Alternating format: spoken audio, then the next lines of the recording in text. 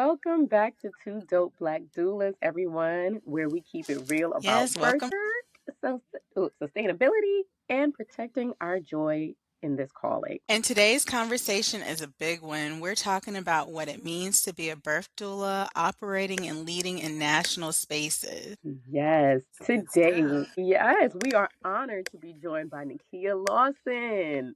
Yes, Nakia is a former president of DONA International and the previous director of membership, among so many other wonderful accolades. We're diving into leadership, representation, accountability, and what it looks like to navigate power structures as a Black birth worker in America. Because we talk a lot about what happens in the birth room, but today we're talking about what happens in the boardrooms that affect the birth room.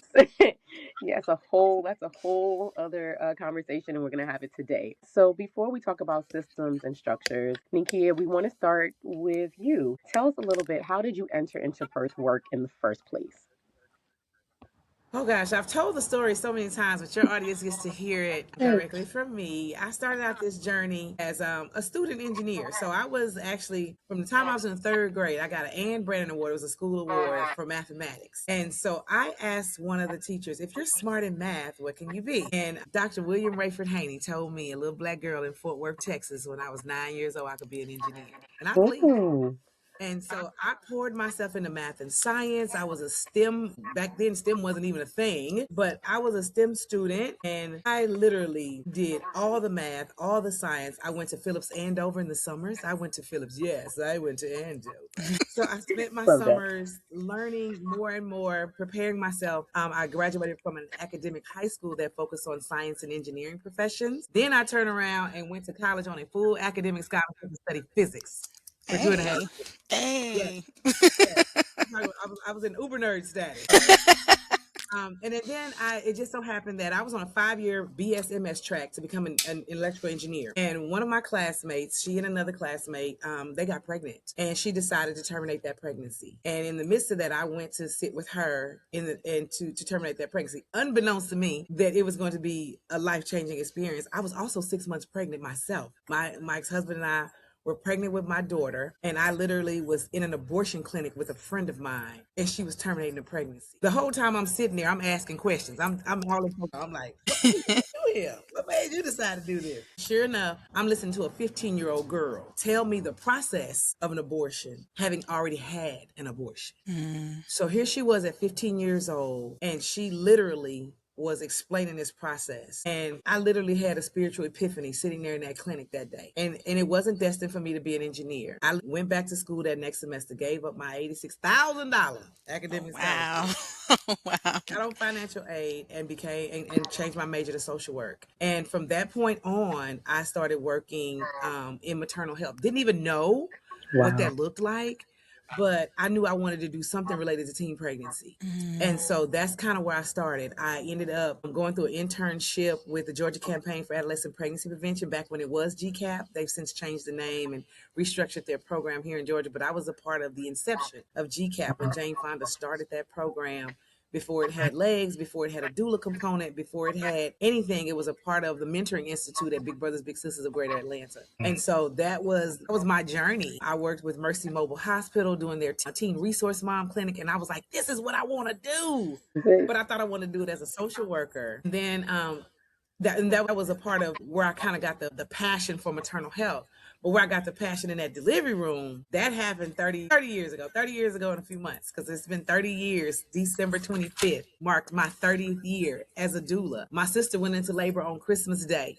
I was home for Christmas break, and I went to her birth. And this was, I think he was number 6 for her, but she had never had any birth support, structured birth support, outside of your family member holding her hand or whatever. And so that's what I was there for too, just to hold her hand through it. But coaching my sister through the birth, and my family calls me Nick. And so my sister looked at me and she said, Nick, this is what you're supposed to do. I That's didn't know what that awesome. meant. But my sister told me that that was the most supported she felt at a birth. And she had already done it 5 other times. And she never felt that supported except that time. Wow. So that was the journey that took me and led me into birth work. And that's, how I got to the place that I am now in this journey. And I've been doing it ever since. Um, Wow. Yeah. Yeah. I love that.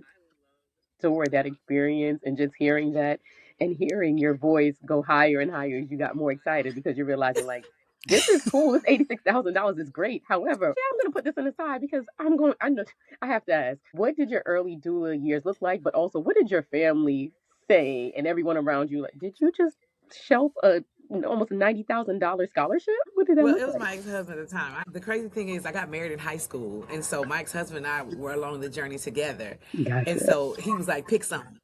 This is what you're not finna do. What we not doing. We're not giving up scholarships. We're not Right. going and do another degree plan. We're not jumping into this whatever it is you're trying to do. I don't even know what it is. Right. We ain't doing all that. Pick something and stick with it." Right. So I did stick with the academics, and I did finish my degree. I have an undergrad degree in social work. Years and years later, I went back and got my master's in counseling psychology, along with the other credentials with community health worker, certified doula. So I kind of had all of that in there. But in the midst of it, it was just like, yeah, we're not jumping all around, little girl. Pick Pick something. something. Pick something that's gonna So I stick. did. Right. So that was the whole experience, giving up my scholarship and trying to venture into something new. But I didn't know what a doula was. So I knew what birth support looked like because I had done that Right. for my sister. But I didn't know what a doula was. I didn't even know there was a term and a whole concept. So I was what they call a lay doula. Friends and Hmm. family. As a matter of fact, the house that I am in right now, my best friend from college, we literally were in the midst of her delivering her third baby. Hmm. I didn't know what I was doing. She didn't know what she was doing. She had a VBAC, y'all. I ain't had no skills, no training, no understanding as to what that looked like. And she went into labor, and it was the most amazing experience for me. I didn't even understand what that concept was going to look like. And she had a beautiful vaginal delivery after a cesarean. So you just never know where it's going to take you. So I would walk up to random people and ask them, "Do you know what a doula is and what a doula does? Can I be your doula?" Didn't get a dime. Do you hear me when I say didn't get a dime? $3.99. For a long time. And didn't even understand that this was an industry that people got paid for. Right. Right. And so I didn't know what that looked like because I just knew I wanted to do, social work. I just knew I Yeah. wanted to do something related to social work, but not necessarily related to maternal health Yeah. as a professional. And that this was an industry where people actually got, paid a lifestyle wage.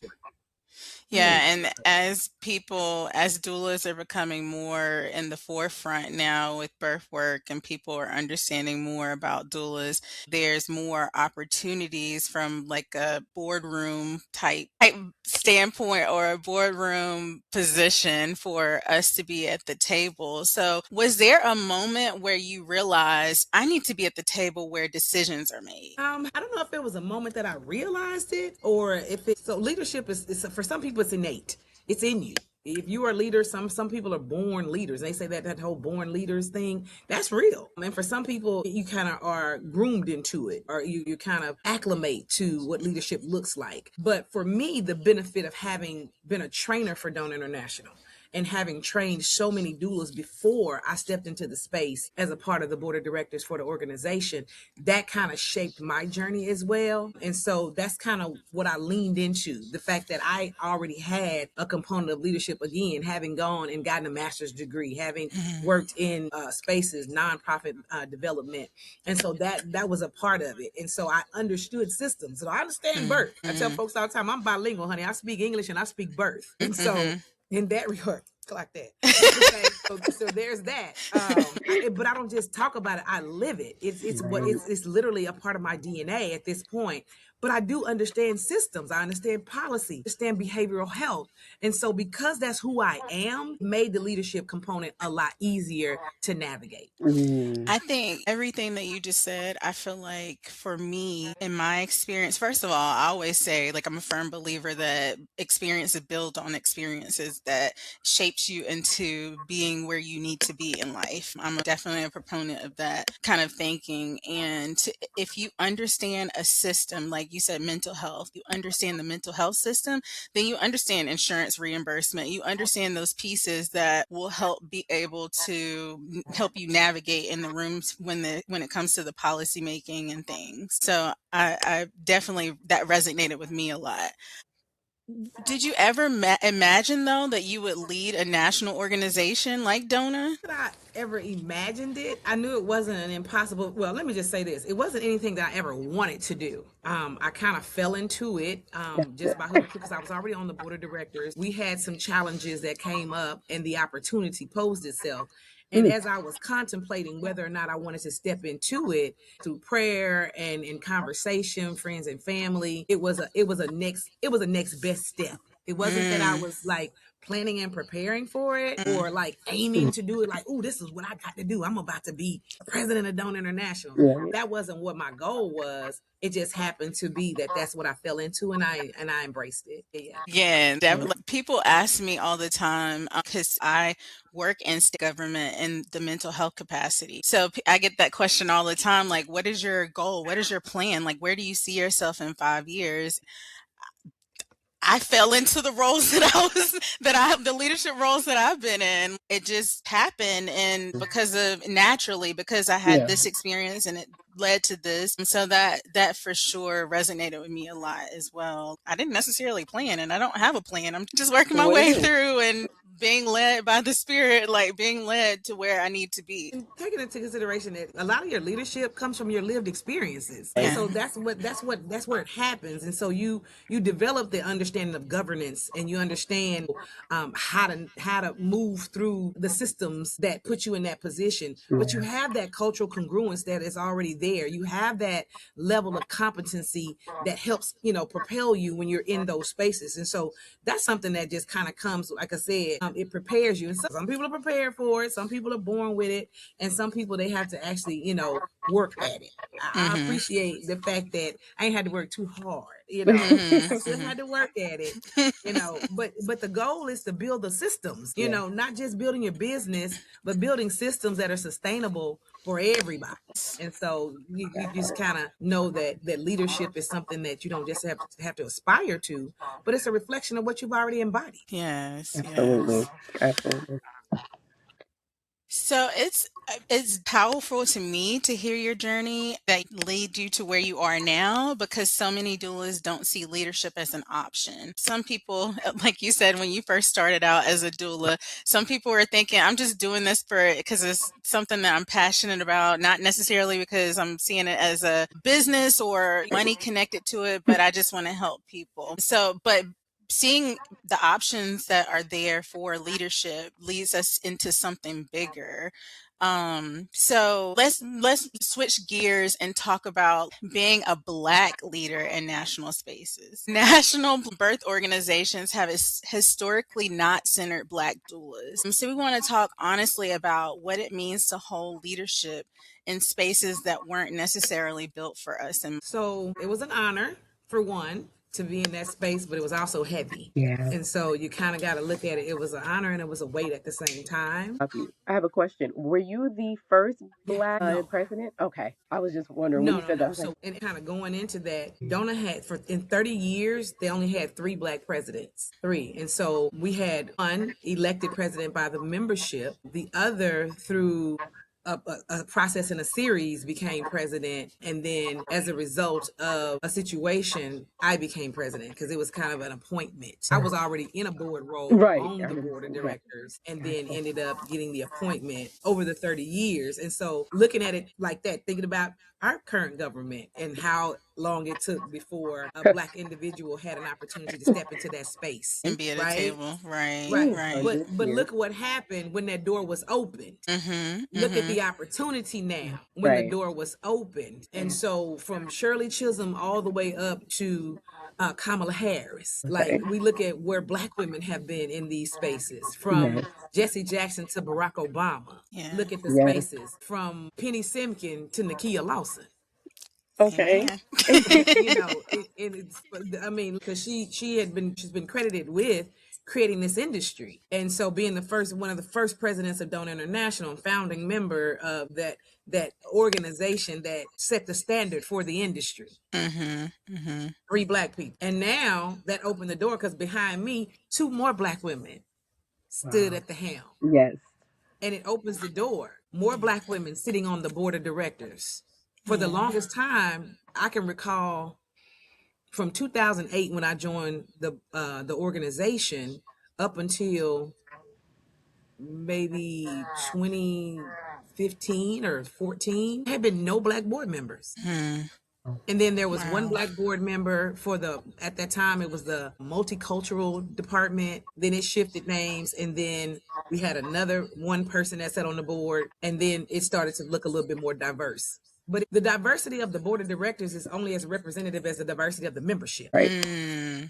Right. That's what I became more intentional about, diversifying the membership so that the Yes. opportunity for that board of directors, because it comes from within the membership. Yes. Right. Anybody could be the president of DONA International. That's literally a member of DONA International, serves on a committee or some sort of leadership position. They have the opportunity to then step into the role on the board of directors. And so it's really just being positioned and being prepared. How prepared are you for this opportunity? If that makes sense. Right. Yeah. And so walking into that role in leadership, especially as a Black woman, is heavy, but you got to have a sense of awareness, that self-awareness. That's the main part about it.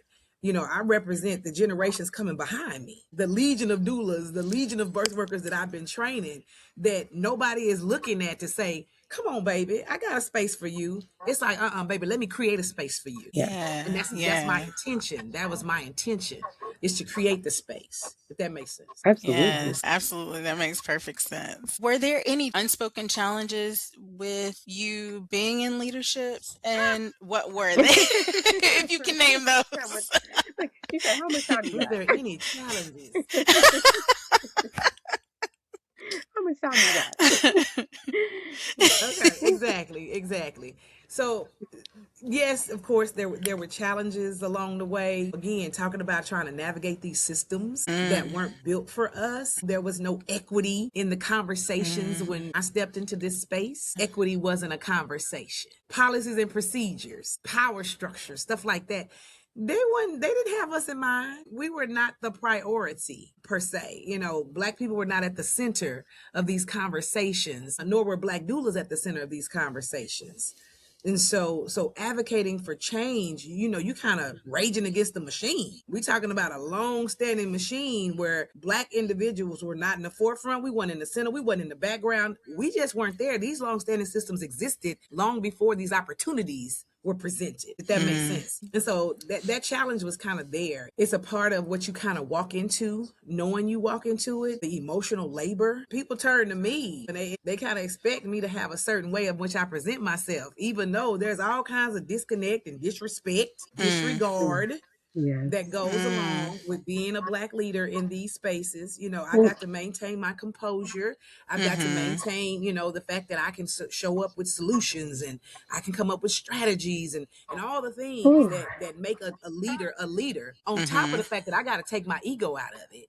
Because it's not about me. It's not about building Nakia's brand. But then I also got to take into consideration, I'm not going to be here always, and I still got to sustain myself. Yeah.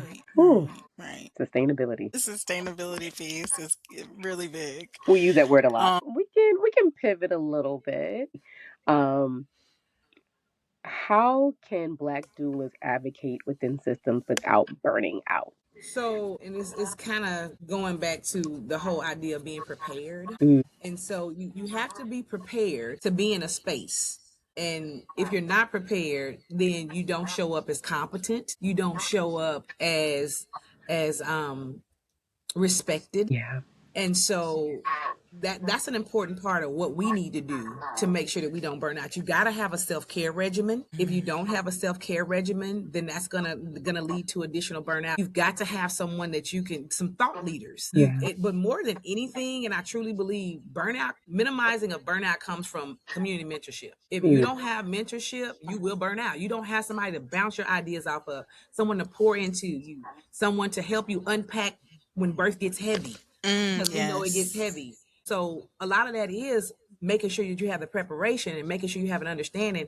But who is on your tribe? Who do you have that you can lean on? What are you doing to maintain that level of self-care so that you don't find yourself burnout. People who know me know I travel extensively. People, they call my phone and be like, "Are you in the country?" They call my I phone. You saw on you on dry a doula land? cruise. Like I saw you recently on a doula cruise, and I was like, And I I'm need actually to be. planning one. I'm Oh, actually planning okay. a I doula was like, cruise. I need to be Yeah. in there.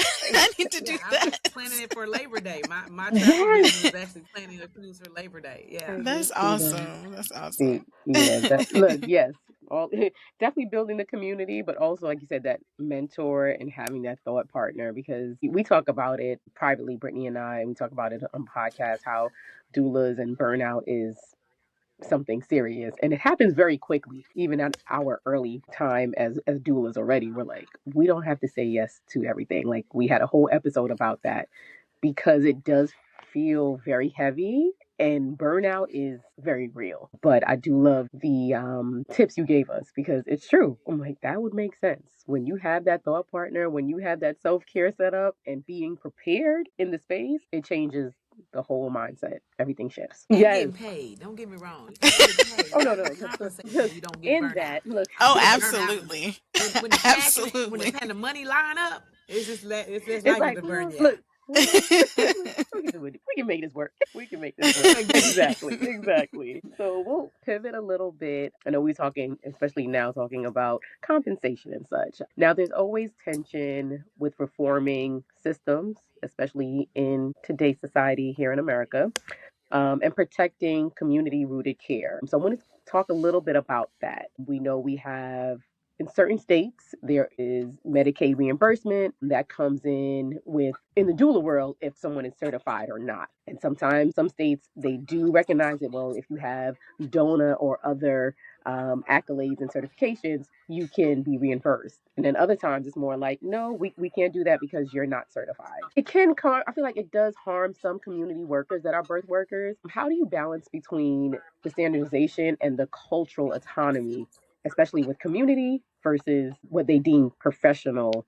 birth work? So for a lot of it, it boils down to like, is there a standard of care versus the cultural concepts? Standardization has its place. It's a tool, Mhm. but when we think about culture, we think about how we identify. Culture is Right. our identity. I mean, you can't have one without the other, and one shouldn't stand alone and be, it's all about culture or it's all about the standardization because that kind of protects the soul of who we are. It's our soul. It's good. Going back to what I said before about it being in my DNA, it's who we are as birth workers. That's that cultural autonomy that makes us who we are, what we do, how we show up for families, how we integrate the care that we provide families that hire us, or when we're working with an organization, how we show up. And so we know that this whole concept around credentials and whatnot, it's about competencies, right? But that don't erase culture, and that's what we can't allow to happen.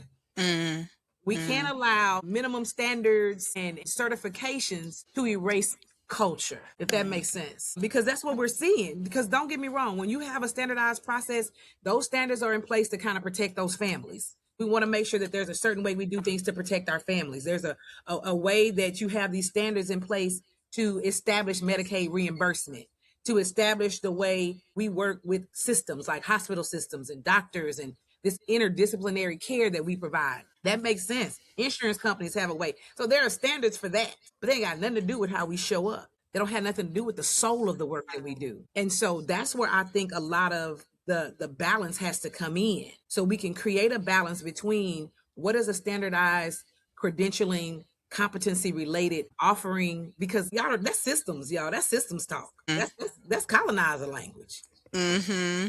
Call it And what it is. yeah, and I think that is some of the drawbacks that some people have about as a doula and doing the doula work and like being involved in systems like Medicaid reimbursement and that sort of thing. So that erasing of like the origin and the culture of doula work. And there, I hear a lot in the community about, well, I got trained via X organization and it's still as an important of a training than this organization, but this one's the only one that's recognized.